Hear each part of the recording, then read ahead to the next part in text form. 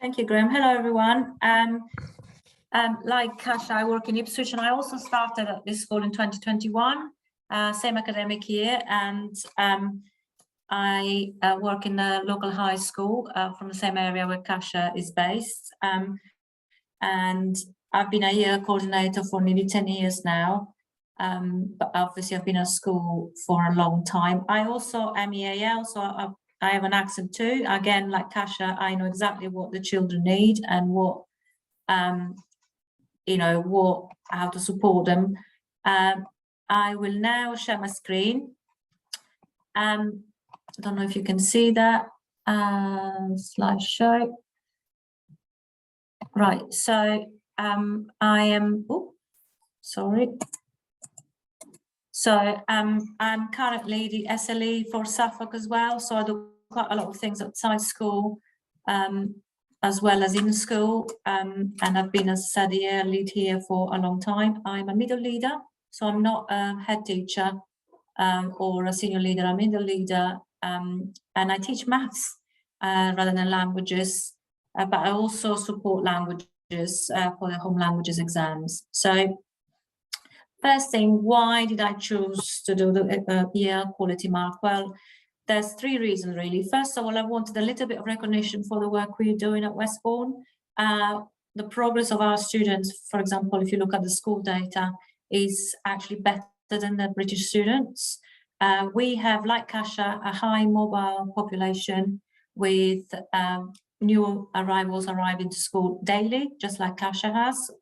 I have 3 more next week, I think, and after that we'll be full. So, you know, there's not much talk about EAL, I think, in general.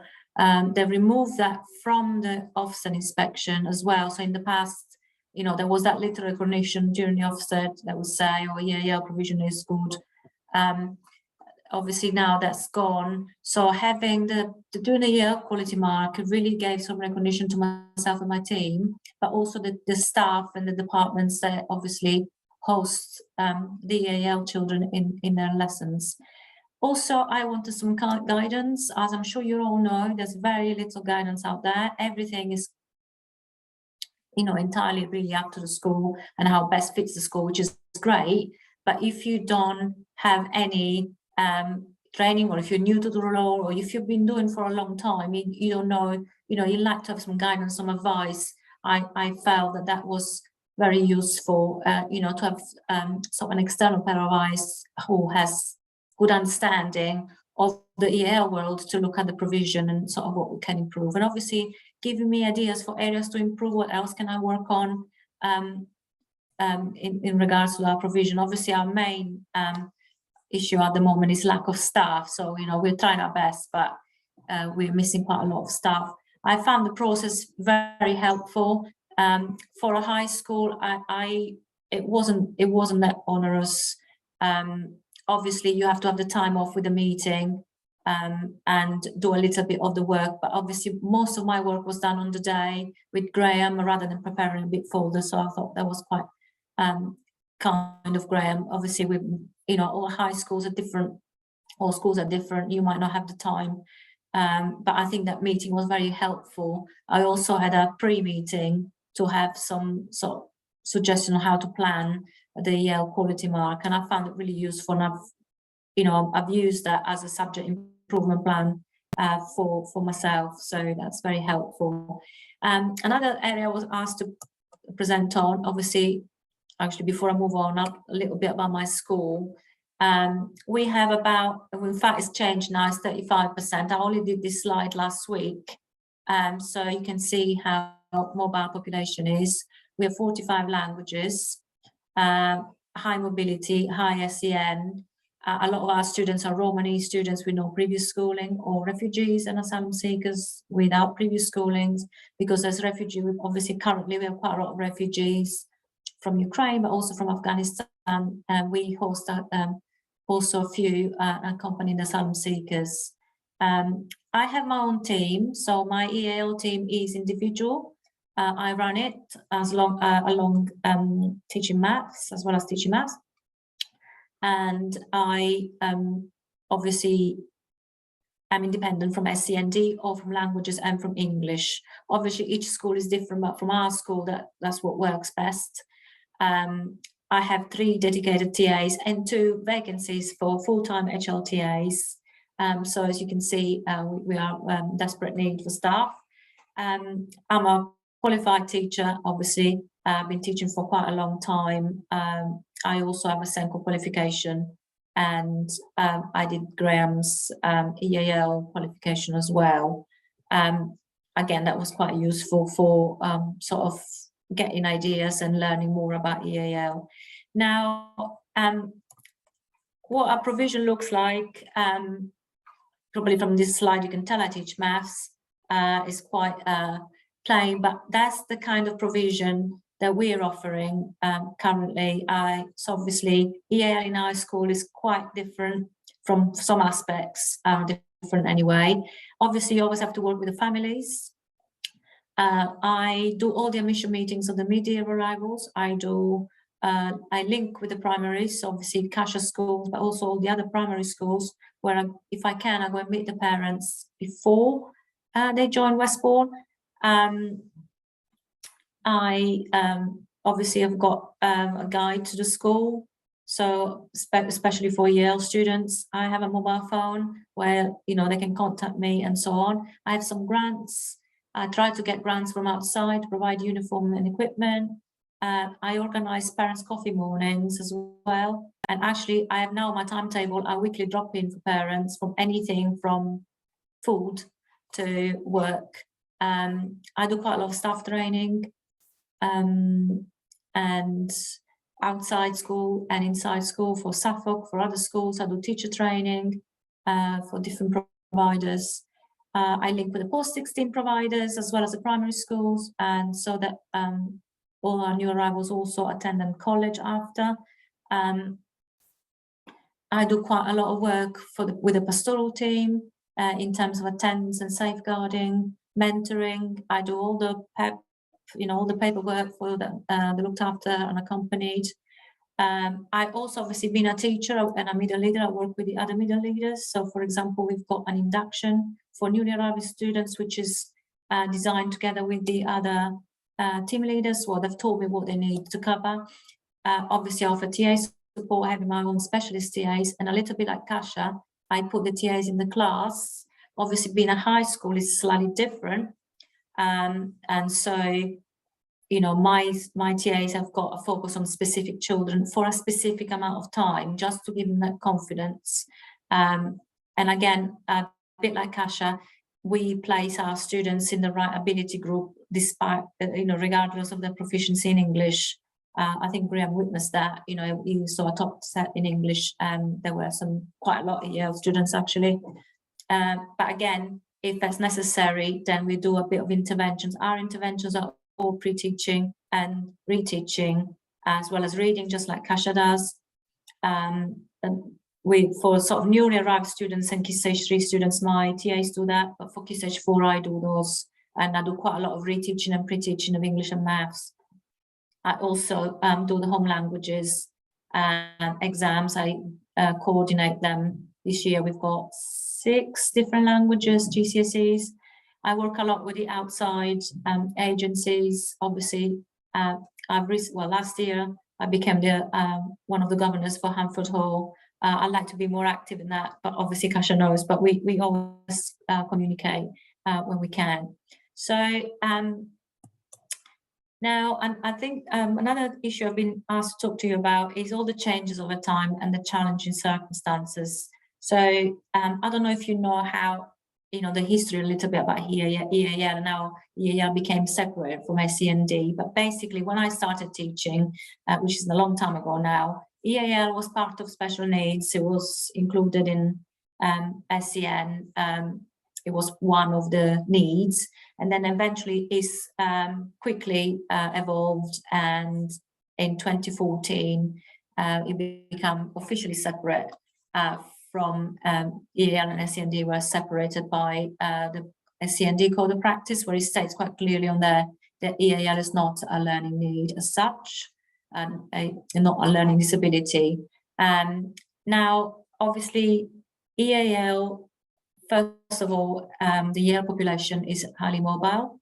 That makes it very, very challenging because our population changes constantly over time. And sometimes we have returning students. So especially we have a big Roma population, just like Comfort Hall, and we have pupils who go back to Romania or Bulgaria and miss 2 years of school and then come back.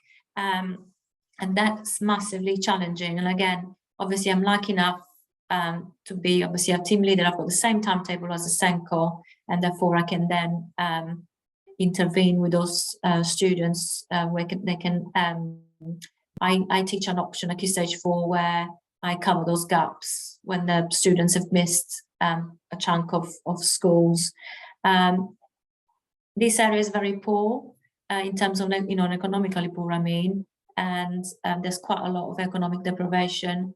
So there's quite there's lack of resources for the families. So obviously, a lot of my role is to find resources to support my role and support the students. I've put down the dates which I felt had a massive impact on our school. 2012, I wasn't the EAL lead at the time, the Senko was, because it was still together, and we had, let's just say, a very negative review from the provision as it was at the time.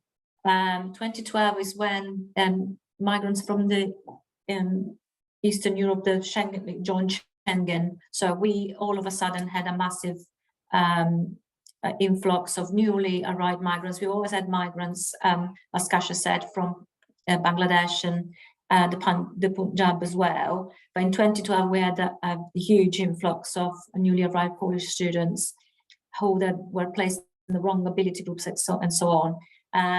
After that, in 2014, my head at the time decided to have an independent EAL team, and I was made EAL coordinator and worked separately from SEN, the SEN team, and that's where really I started working with Kasia, because I had no idea being a maths about languages as such. So she was an inspiration, really, and I went around her school. She offered quite a lot of support, and that's where things started to change for the children at Westbourne. And obviously, the following Ofsted, we got quite a good review, quite good comments about the provision. Another day, obviously, I didn't put it on there. It's 2016 Brexit. Obviously, I assumed there'd be difference, no more, fewer migrants. But actually, the migrants population has still kept up.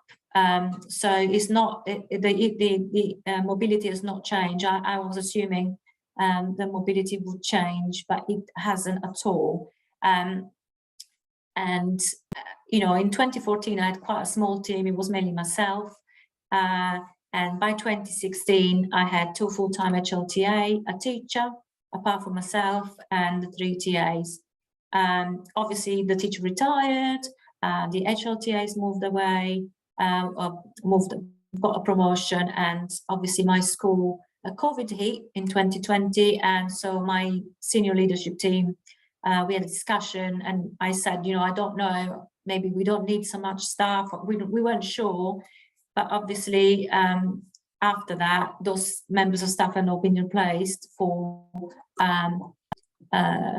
because of COVID, but also because of a lack of applicants. Our biggest challenge, but I'm assuming for everyone, was COVID. Obviously, the EAL role completely changed in those 2 years. During those 2 years, I'm sure that was for everyone. And my role became more of a pastoral support role. I did home visits 2 days a week for the whole day, just to support students to log in, families and not knowing what to do. A lot of families going abroad and staying abroad for the duration of the pandemic, so having to liaise. So again, my role there changed completely. It was more a pastoral role than a teaching role. Obviously, I had to do my maths lesson online as well as that, but I did quite a lot of that.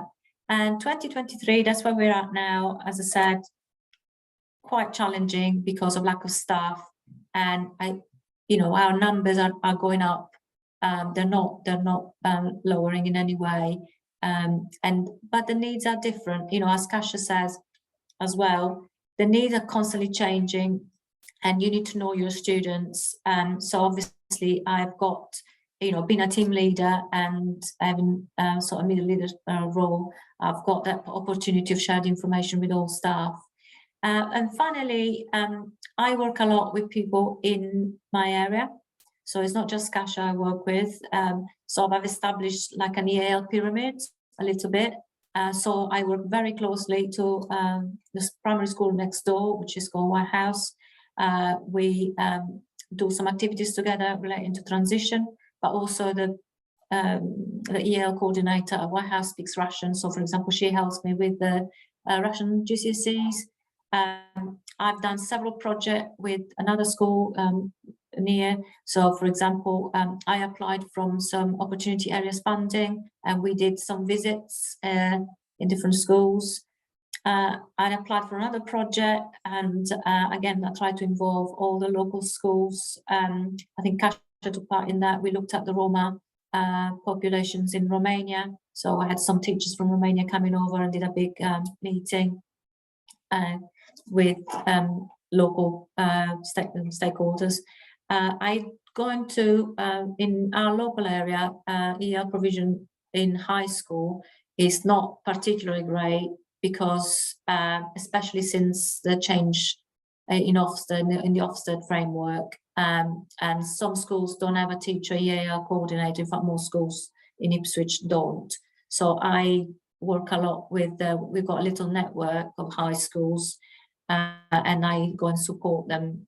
The last thing I've done is a language assessment for a Russian student, but I also go and look at the provision and give advice on how to set up EAL provision from scratch.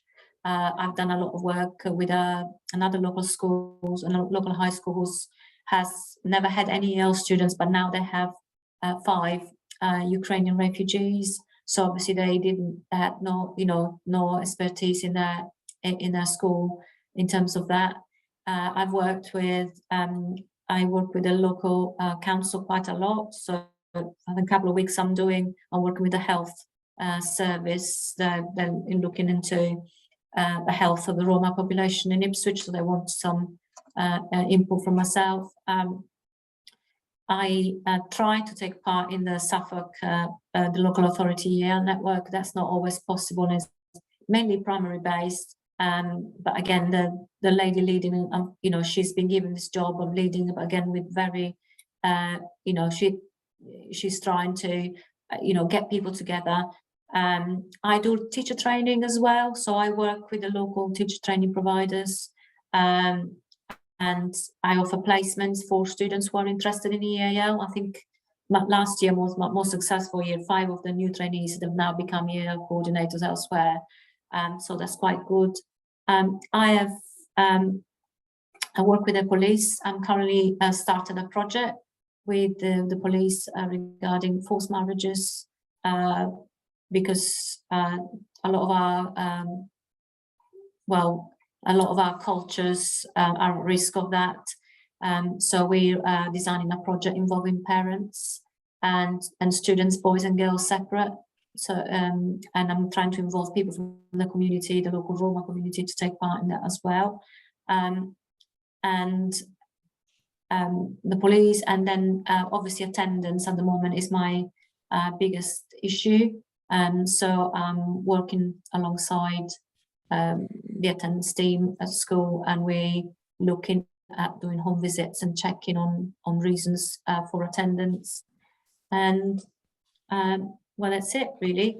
If you have any questions, that's my detail. If you want to keep in touch, that's it. Thank you very much, Maria, for that. It's a wonderful description of just how much an EAL coordinator has to do in some circumstances.